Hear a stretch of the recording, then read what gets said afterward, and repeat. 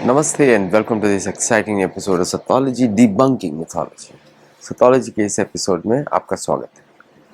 देखिए, बहुत अभी डिफेंस कॉन्क्लेव हुआ, मैंने बड़ा ध्यान से सुना। अर्नब गोस्वामी ने पोस्ट किया था। ट्रेंड्स पता लगते हैं कि किस तरह भारतीय डिफेंस जो है किस डायरेक्शन में जा रहा है। इस तरह के सिंपोजियम आपको अमेरिका में नहीं देखने को मिलेंगे, न किसी यूरोपीय देश में देखने को मिलेंगे। इस तरह के सिंपोजियम यहाँ पे एक तो देशभक्ति थी सबके अंदर, और दूसरी एक भारत के प्रति जो लगाव था वो दिखता है। बाकी किसी भी यूरोपीय देश में आपको नहीं दिखेगा। ये यूरोपीय देश में आपको उनकी कम्युनिटी के लिए लगाव दिखेगा, लेकिन देश के लिए कुछ लगाव नहीं दिखेगा। तो मतलब overall totally different atmosphere, electric atmosphere था उधर। क्या बोलेंगे कि पूरा ओजपूर्ण वातावरण था उस कॉन्फ्रेंस में। मैंने सब कुछ सुना वहाँ पे। और जैसे कभी कभी आप इम्प्रेस होते हैं कि लोग की स्पीच सुनकर, और किस तरह आप उसको ज़रूर देखिएगा। ये आपको मैं निवेदन करता हूँ सबको कि जो डिफेंस कॉन्क्लेव हुआ, मैं उसके कुछ हाइलाइट्स आपको बताऊंगा और बड़ी साधारण भाषा में बताऊंगा, क्योंकि टेक्निकल वर्ड्स मैं यूज़ नहीं करूँगा। लेकिन आप वो ज़रूर देखिएगा जिससे आपको पता लगेगा कि वो किस डायरेक्शन में वो मूव कर रहे हैं। भारतीय डिफेंस बड़े अमेजिंग टर्म्स यूज़ किए गए, बहुत ही अमेजिंग टर्म्स, और एक से एक हैं सारे। और हमारे चैनल पे काफ़ी लोग भी आ चुके हैं उसमें से, या मैं उनके चैनल्स पे जा चुका हूँ। और मेरा ये उद्देश्य भी होगा आपको बताने के लिए कि किस तरह भारत जो है सिर्फ एक डायरेक्शन में नहीं देख रहा है, और ये एक super power in the making है। भारत जो है super power in the making है, ऑलरेडी है फॉर कुछ लोगों के लिए, और बट इन द मेकिंग। और उसमें मैं कुछ और बातें भी करूंगा जो मुझे लगा था कि वहाँ पे कवर नहीं हुई। मैं उस पर थोड़ा सा अपने व्यूज़ रखूंगा, क्योंकि और मेरा नॉलेज जो है पूर्व से आता है, मतलब महाभारत रामायण के इतिहास से आता है, वहीं से मेरा नॉलेज आता है। तो मैं थोड़ा सा उस एंगल से भी मैं प्रूव करूंगा। ओके, तो अब पहली बात है, जो एडवांस टर्म्स जो यूज़ की गई, बहुत सारी एडवांस टर्म्स यूज़ की गई। स्ट्रेटेजिक ऑफेंस, मैं समराइज कर रहा हूँ, एग्जैक्ट वर्ड्स नहीं यूज़ करूँगा क्योंकि आप वो वहाँ देख सकते हैं जाके। स्ट्रेटेजिक ऑफेंस, फिर space militarisation, integrated air command and control, predictive air control, predictive AI based air control, और predictive naval assets control, predictive AI based. मतलब मैं जिस बता रहा हूँ आपको, मतलब पहले से बताया कि और उसके हिसाब से कार्य करें। प्लस और ये सारी कैपेबिलिटीज़ जो हैं धीरे धीरे आएंगी, इसमें टाइम लगता है, टेस्टिंग का टाइम होता है। प्लस रिफॉर्म्स की बात भी हुई, जिसमें कि आप देख रहे हैं कि जो डिस्कशन किया भारत फोर्ज के जो आए थे वहाँ पे, गन्स जो गन्स बनाते हैं, आर्टिलरी, उन्होंने किया। और so those things were discussed in detail. साथ में पर्सनल मोटिवेशन, मतलब आर्मी के जो सोल्जर्स हैं, नेवी के सोल्जर्स हैं, उनका मोटिवेशन एंड एक्शनाइजेशन, एक्शन जो हो रहा है, एक्शनेबल स्ट्रेटजीज जो यूज़ की गई, एक्शनेबल स्ट्रेटजीज जो करना चाहिए उनको। तो ये सब को अगर मैं कंबाइन करूं तो it was a road map for the future for भारतीय सेना, और किस तरह भारत सुपर पावर के रूप में इमर्ज कर सकता है। हम लोग टेक्नोलॉजी की फील्ड से आते हैं, तो हम लोग को थोड़ा आइडिया रहता है कि क्या हो सकता है, क्या नहीं हो सकता है। एक्चुअली टेक्नोलॉजी है मिमिक करती है योगा एस्पिरेशंस को, कि कहीं भी आप जा सकते हैं, छोटे छोटा हो सकते हैं, या फिर आप जो अनिमा लघिमा ये सिद्धियाँ होती हैं, अष्ट सिद्धियाँ होती हैं, तो ये उसको मिमिक करती है टेक्नोलॉजी। और अभी जो कलयुग का समय है, मायावी युद्ध का समय है। मायावी युद्ध मतलब कि ह्यूमन पोटेंशियल्स जो ह्यूमन आंख से नहीं दिखता है, उस एरिया में जाके युद्ध करना। जैसे कि फॉर एग्जांपल कोई भी स्पेस में व्हीकल छोड़ा गया है, प्रोजेक्टाइल छोड़ा गया, फिर वो आपकी आंखों से दूर चला गया, लेकिन उसका जो आउटकम आ रहा है दूसरी साइड में वो रियल है। तो इस तरह का वेपन सिस्टम्स, जिसको पूर्व जमाने में बोलते हैं मायावी युद्ध। आउटकम तो जबरदस्त है, लेकिन in the vision of the eye नहीं है। और कलयुग की सारी लड़ाइयाँ ऐसी होती है कि आउटकम आपको दिखता नहीं है, लेकिन इफेक्ट आपको दिखता है। समटाइम आपको लगेगा कि ब्रह्मोस से दूर चली गई, बट 300 किलोमीटर दूर कोई चिल्लाता है, अरे भाई हमको ब्रह्मोस लगी है ना, उस तरह का।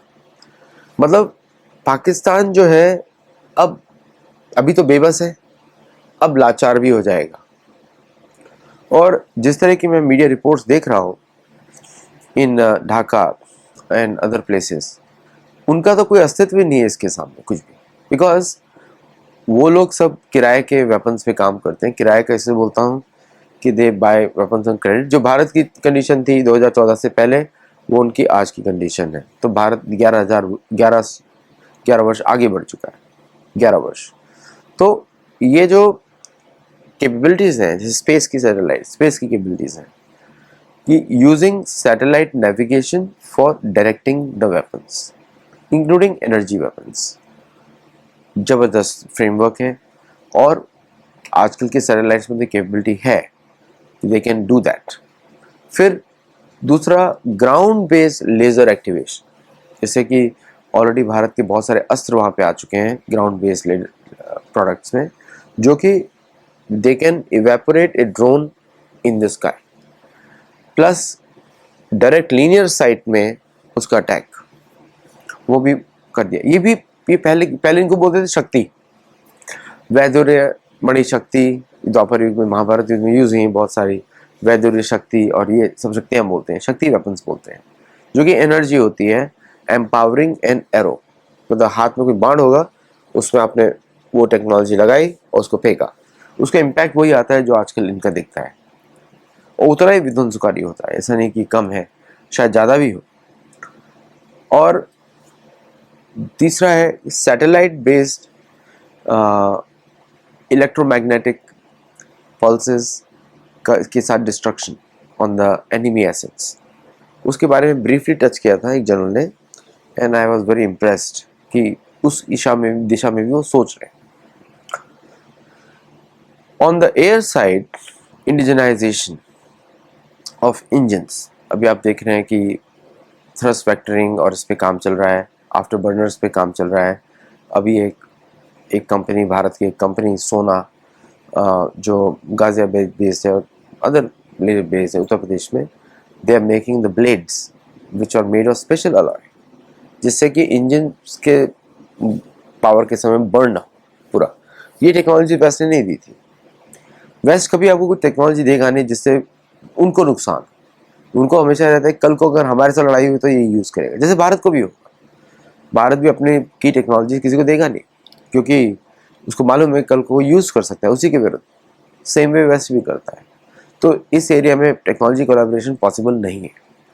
तो ये रियलाइजेशन का आना डिफेंस कॉन्क्लेव में, that is a very important step कि हमको टेक्नोलॉजीज बाहर से की मिलेगी नहीं।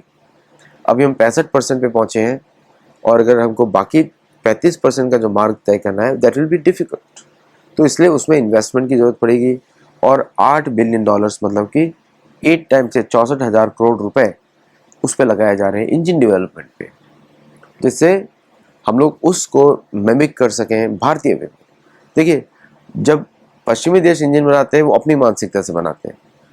चाइनीज़ बनाते हैं, चाइनीज़ बनाते नहीं, चाइनीज़ कॉपी करते हैं। उनके रशियन इंजन से सारे, जो उनके खुद के इंजन से इतने ज़्यादा थ्रस्ट प्रोड्यूस कर नहीं सकते हैं, तो रशियन के इंजन होते हैं रशियन माइंडसेट से। भारतीय अपना खुद का बना रहा है, तो भारतीय इंजन विल बी विद भारतीय माइंडसेट। जैसे कि ब्रह्मोस का जो एस कर्व है वो भारतीय माइंडसेट से, इसे कोई पकड़ नहीं सकता, कोई दूसरा चाहेगा भी नहीं पकड़ सकता। उसी तरह इंजन्स में भी ऐसा है कि इंजन्स में हम अपनी मानसिकता से बना रहे हैं, तो हमारी तरह का ही इंजन आएगा, उसका आउटकम भी उस तरह का आएगा, और उसका जो कैपेसिटी है वो भी उस तरह की होगी। प्लस अगर हम दूसरी तरफ से देखें, मिसाइल डेवलपमेंट में हाइपरसोनिक ग्लाइड व्हीकल्स, कॉन्सेप्ट तो पश्चिमी है, लेकिन हमारे जो हम बनाते हैं उसको, या हम लोग बनाएंगे तो हम अपनी भारतीय मानसिकता से बनाएंगे। जैसे एक इंजन, जो पुराना अस्त्र होता था मानवास्त्र क्या करता था लोगों के मन को प्रभावित कर देता था, तो लोग स्तंभित हो जाते थे, मूव नहीं कर सकते थे। वो महाभारत कालीन असर है। वैसा असर अभी तक हुआ नहीं है कि मतलब एक मास स्केल पे 10-20 लाख लोगों को आपने स्तंभित कर दिया, कुछ कर नहीं पा रहे, समझ नहीं आ रहा क्या करें, बस वो स्तंभित। अभी उस तरह का टेक्नोलॉजी अभी हमारे पास नहीं है, शायद आएगा भी नहीं, अनलेस हम कोई फिजिकल डिवाइस, क्योंकि कलयुग के सारे वेपन जो होते हैं फिजिकल रहते हैं, वो तो इस तरह का होगा नहीं, बट एक इस तरह का वेपन भी है। लेकिन हम वही टेक्नोलॉजी को दूसरे वेपन्स में स्तंभित करने के लिए कर सकते हैं। अभी कोई भी टेक्नोलॉजी ऐसा नहीं है जो वायु को मैनिपुलेट कर सके, विंड को। पहले था, वायुवास्त्र था जो वायु को ला सकता था, हटा सकता था, यूज कर सकता था। अभी ऐसा कुछ नहीं है। लेकिन उसी के कंपैरेबल हमारे पास है इलेक्ट्रोमैग्नेटिक, जिसको हम लोग बोलते हैं मिसाइल्स होती हैं जो कि दूसरों के रडार सिस्टम्स को बंद कर देती हैं। सो वो जो टेक्नोलॉजी है भारत की बहुत एडवांस्ड है, अस्त्रा में यूज़ की जाती है। और रेडिएशन वेपन बोलते हैं, एंटी रेडिएशन वेपन्स। बारबैरिक जो अभी हमने देखा था, थर्मोबैरिक बॉम्ब्स जो यूज़ करते हैं, वो एक्स्ट्रा फॉस्फोरस यूज़ करते हैं जिससे आग टपकती है आकाश में। उस तरह के वेपन्स तो ऑक्सीजन को खींच लेते हैं, because that's how the phosphorus Burns, oxygen को यूज़ करता है तो खींच लेता है, तो वैक्यूम क्रिएट हो जाता है। तो नीचे के लोगों को लगता है एस्फिक्सियम, ऑक्सीजन की कमी हो रही है, बेचैन हो जाते हैं, और फिर वो आग बन के टपकती है, तो they can do anything, we can not move, physical elements का। उस तरह की टेक्नोलॉजीज यूज़ की गई हैं रशिया के द्वारा यूक्रेन में। जो मुझे सबसे अच्छा चीज़ लगा वो ये लगा कि अब भारत जो है लॉन्ग टर्म वॉर्स की तैयारी कर रहा है। तो इसलिए आपने देखा होगा कि एम्यूनिशन डेवलपमेंट, एम्यूनिशन प्रोडक्शन और लंबे युद्ध के लिए एम्यूनिशन सप्लाई, प्लस उसको सप्लाई करने के लिए लॉजिस्टिकल रूट्स, जैसे महिंद्रा का टाई अप हुआ एम्ब्रेयर के साथ, और लूला चाहता है कि भारत का स्ट्रेटेजिक पार्टनरशिप की जाए। उनके पास एयरक्राफ्ट, मिलिट्री एयरक्राफ्ट की टेक्नोलॉजी है, और भारत के पास नीड है ट्रांसपोर्ट एयरक्राफ्ट की, क्योंकि कब C-17 बंद हो जाएगा, कब C-130 बंद हो जाएगा, किसी को पता नहीं। तो C-295 तो भारत का ही है, but it is smaller aircraft, तो भारत को C-17 जैसी कैपेसिटी भी चाहिए। IL-76 गजराज का मेंटेनेंस इश्यूज रहता है बहुत सारा, तो इसलिए भारत उस पर रिलाय पूरी तरह नहीं कर सकता, तो दैट्स ए बॉटलनेक, उसको भी आइडेंटिफाई किया गया। प्लस जो बात की गई स्ट्रैटेजी पे, री इन्वेंटिंग दी डॉक्ट्रिन्स, इम्पॉर्टेंट डॉक्ट्रिन्स बहुत इंपॉर्टेंट होती है। उसको आप मानिए व्यू, जैसे महाभारत कालीन व्यू होते हैं, चक्र, जैसे कि जब बोलते हैं चक्र व्यू बनाया है, व्यू अभिमन्यु के लिए, एक्चुअली लिटरली वो चक्र व्यू नहीं था जैसे दिखाते हैं, उसमें जयद्रथ को बहुत ही पीछे रखा गया था। और वो चक्र व्यू जो था, लिटरली ऐसे पिक्चरों में दिखाते हैं चक्र के साथ कॉन्सेंट्रिक सर्कल्स हैं, एसेंट्री है, ऐसा लिटरली नहीं था। वो हर टुकड़ी के साथ एक बड़ी सेना थी, और वो स्ट्रेटेजिक पॉइंट्स पे थी, तो कोई निकल नहीं सकता था बिना लड़े हुए, इस तरह का था। गेटकीपर्स थे उसके अंदर, और जैसे कोई उसके अंदर एक लेवल पे घुसता है, पिक्चर के लिए तो आपको ऐसे दिखाना पड़ेगा सर्कल्स, तो दूसरा पीछे तो बंद हो जाएगा, मीन्स वो सर्कल में था, ईच योद्धा विल सर्कल अराउंड, पीछे वाला उसको बंद कर देगा दरवाजा एक्सेस करने का, क्योंकि जगह तो स्ट्रेट थी, लीनियर थी, उसको सबसे पीछे रखा गया था अन्य योद्धाओं के साथ। तो अभी उसी को बोलते हैं, ये जो आजकल के जो मॉडर्न टर्म है, डॉक्ट्रिन्स। जैसे भारत की कोल्ड स्टार्ट डॉक्ट्रिन थी, फिर भारत की और भी अनेक डॉक्ट्रिन्स रही हैं, बट अभी वो डॉक्ट्रिन्स शायद काम करें ना करें बिकॉज ऑफ द ड्रोन्स। तो मुझे बड़ा अच्छा लगा कि ड्रोन के विषय में, ड्रोन का वॉरफेयर को काउंटर करने के लिए किस प्रकार से नया तरीके की डॉक्ट्रिन्स की बात की जा रही है, which includes the third element in every टुकड़ी, even as a small platoon level. बहुत ही अच्छा पॉइंट है, क्योंकि भारत की सुरक्षा करनी है। मतलब ये बात मुझे कहीं दिखाई नहीं दी कि हमको भारत के सनातन धर्म की रक्षा करनी है, मतलब क्योंकि उसी से राज्य है, मेजोरिटी वेदों से ही राज्य है, तो वेदों की रक्षा करनी है, उस नॉलेज सिस्टम की रक्षा करनी है। शायद वो माइंडसेट भी आना चाहिए, क्योंकि वो अगर आएगा तो भारत एक धार्मिक बन जाएगा, फिर automatically Bharat will win all the Wars, क्योंकि धर्म की हमेशा विजय होती है। जहाँ धर्म है वहाँ कृष्ण है, जहाँ कृष्ण है वहीं धर्म है ना, ये दोनों साइड एक साथ चलता है। तो उस एरिया पे शायद हमने बातचीत नहीं करी वहाँ पर, वो मैंने बड़ा ध्यान से सुना। मुझे वैसे ही बहुत इंटरेस्ट रहता है, क्योंकि सनातन धर्म को अगर आगे बढ़ाना है तो सैन्य शक्ति के थ्रू ही बढ़ता है। सभी ऋषियों ने बोला है, चाणक्य ऋषि ने बोला है, सब ने बोला है, नारद मुनि ने बोला है, महाभारत में तो यही बात होती है, दंड नीति दंड नीति दंड नीति की बात होती है जगह।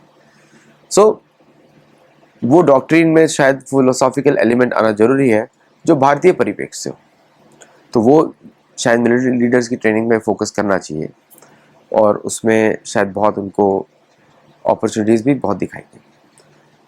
आप हमारे मेंबर्स बनना मत भूलिएगा, और गुरुकुल में साइन अप करिए, डिस्क्रिप्शन में सारे लिंक्स हैं, और मेरी बुक्स के भी लिंक्स वहाँ पर हैं।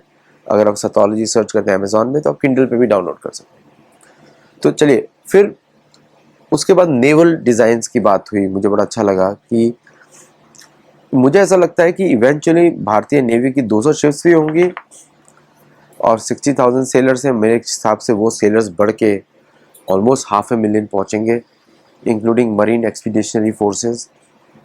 तो क्योंकि वो उतनी ज़रूरत पड़ेगी भारत की रक्षा करने के लिए, क्योंकि अगर हम रक्षा कर रहे हैं करीब 140 करोड़ लोगों की, तो सेनाओं का उसी प्रकार से प्रयोग भी होना चाहिए। तो नेवल फोर्सेस का एक्सपेंशन बहुत ही बड़ी स्केल पे दिखता है मुझे। मरीन फोर्सेस का भी दिखता है, नेवल फोर्सेस का भी दिखता है। और इसके साथ ही अगर हम दूसरी तरफ देखें कि स्पेस तो मैंने आपको बता ही दिया, लैंड भी बता दिया, एयरफोर्स का। एयरफोर्स के नंबर्स में मिक्स मुझे बड़ा अच्छा लगा कि ड्रोन्स एंड मैन्ड एयरक्राफ्ट की कभी भी दिल ऑलवेज भी नीडेड मैन्ड एयरक्राफ्ट्स, क्योंकि नॉट एवरीथिंग आपको देखकर भी you have to shoot also, even though we have beyond visual range बहुत चलता है। और भारत ने तो स्टैंडर्ड्स ही नया स्थापित कर दिया है। लॉन्ग रेंज किल में Bharat is the number 1। 315 kilometre एवैक्स को मारा, वो भी एवैक्स को मारा from India, which is even record for any Russian system. Russian ने भी इतना किल नहीं किया। तो ये सब जो डिफेंसिव ऑफेंस स्ट्रेटेजी है, ऑफेंसिव डिफेंस नहीं है, ये डिफेंसिव ऑफेंस है, वो सबसे ज़्यादा सक्सेसफुल रहता है कि आप डिफेंड कर रहे हैं वेरी वेल, बट उसके बीच में स्पाइक्स हैं जो हिट करके वापस आती है। स्पाइक्स, सुदर्शन जो मॉडल पे काम हो रहा है, दैट इज स्पाइक्स वहाँ पे, that is a fabulous model. I think अगर उसको हम चेक करें किसी व्यू से तो वो है Makar view. Makar view is defensive and offence.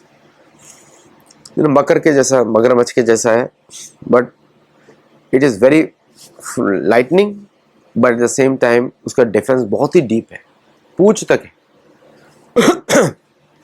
आगे से 2 आंखें दिखाई देती हैं, which are the main warriors for defence. तो हाथ उसके थोड़े पीछे है और जीप भी उसकी है, तो जीप से ऑफेंस, हाथों से ऑफेंस। तो इस तरह के फॉर्मेशंस हैं जो कि पिछले हम लोग इंटरस्टेलर वॉर में मैंने बहुत व्यू को बहुत डिस्क्राइब किया, सभी तरह के व्यू को। तो उस तरह का भी फॉर्मेशंस के बारे में डिस्कशन, मतलब हम लोगों को कहीं ना कहीं पीछे जाना ही पड़ेगा टू मूव फॉरवर्ड। और भारत के सनातन धर्म की रक्षा के लिए सेनाओं का बहुत ही क्लियर ऑब्जेक्टिव होना चाहिए कि रक्षा किसकी कर रहे हैं। रक्षा तो हमारे मंदिरों की हो रही है, उसी के लोग पीछे पड़े हैं। रक्षा हमारे हो रही है तीर्थ स्थलों की, रक्षा हो रही है हमारे गंगा की, यमुना की, और अभी सिंधु दुश्मनों के कब्जे में है, शत्रुओं के कब्जे में है ना। और पद्मावती और गंगा का अंत है, वो भी दूसरे के देश में आ गया, जिससे उसका दुरुपयोग हो रहा है। गंगा माँ की तो पूजा होनी चाहिए। जब वो गंगा माँ मिलती है कपिल सागर में, उसको आप बे ऑफ बंगाल आजकल बोलते हैं, कपिल सागर में जब मिलती है तो वहाँ पे तो पूजा होनी चाहिए, वहाँ पे तो गंगा आरती होनी चाहिए, जहाँ समुद्र से मिलन हो रहा है गंगा माँ का। वो भी दुश्मनों के कब्जों में, शत्रुओं के कब्जों में, और वो दुरुपयोग करते हैं। वो तो कुछ करते नहीं, ना पूजा करते हैं ना पार करते हैं वहाँ पे। अगर भारत में होता तो कितना उसका वैभव होता आज के समय में। गंगा आरती समुद्र पे, तट पे, जहाँ पे गंगा मिल रही है समुद्र से, अमेजिंग। तो इस तरह का विजन हमको लाना जरूरी है, क्योंकि उसी से हम लोग सनातन धर्म की रक्षा कर सकते हैं, और सनातन धर्म को बढ़ाने में ही विश्व शांति है।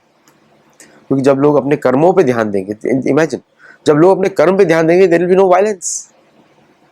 उनको मालूम है मैंने बुरे कर्म किए, कॉन्शियसनेस आ जाएगा, कॉन्शियसनेस आ जाएगा।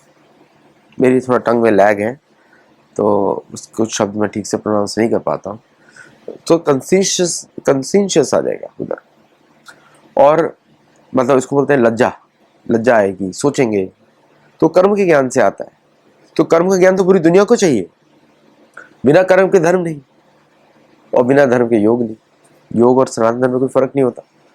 तो भारतीय सेना इज ए रिप्रेजेंटेटिव ऑफ वेद, पुराण।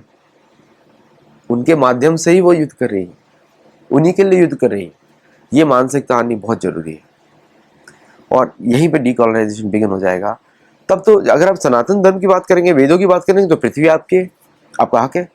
रामायण तो बोलता है इक्ष्वाकु वंश की प्रॉपर्टी है, क्रौंच द्वीप, पुष्कर द्वीप, जिसको आप नॉर्थ अमेरिका, साउथ अमेरिका बोलते हैं, तो इक्ष्वाकु वंश की पर्सनल प्रॉपर्टी है। तो पहले भी हमारे लोग, ऋषि मुनि वहाँ तपस्या करते थे अनेक काल पहले। अभी तो कलयुग में हमको छोटा सा एक भूभाग दे दिया गया है, बट उसकी भी सुरक्षा जरूरी है, क्योंकि बाकी लोग उधर घुसने की कोशिश कर रहे हैं। इंफॉर्मेशन वॉरफेयर में मुझे बहुत ही अच्छा लगा एपिसोड जो उन्होंने डिस्कशन किया वहाँ पे। Information warfare is all about narratives, और वो उनकी सेनाएं चलाती है, उनकी गुप्तचर चलाते हैं दुश्मन के। हमारे यहाँ सिविलियंस चला रहे हैं, बहुत फर्क होता है दोनों में। क्योंकि वो मिलिट्री, आप सिविलियन, मैं और आप कंपीट ही नहीं कर सकते मिलिट्री से। साधारण हम लोग सिविलियंस हैं, हम लोग को नहीं कंपीट कर सकते, हमारे रिसोर्सेज ही नहीं हमारे पास। हम लोग जितना कुछ बोल देते हैं वो उसकी रीच कितनी होती है आपको मालूम है।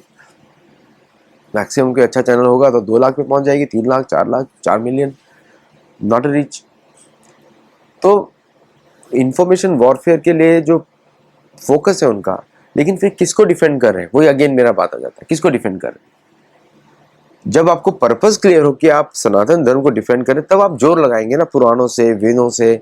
हमारे पास कंटेंट की कोई कमी नहीं, हम तो हजारों सालों बोले, लाखों करोड़ों साल बोले, बिना रिपीट किए हुए, इतना कंटेंट है हमारे पास। जो अभी अवेलेबल पुस्तकें उन्हीं के अनुसार, वेद पुराणों के अनुसार, सिर्फ इतना कंटेंट है।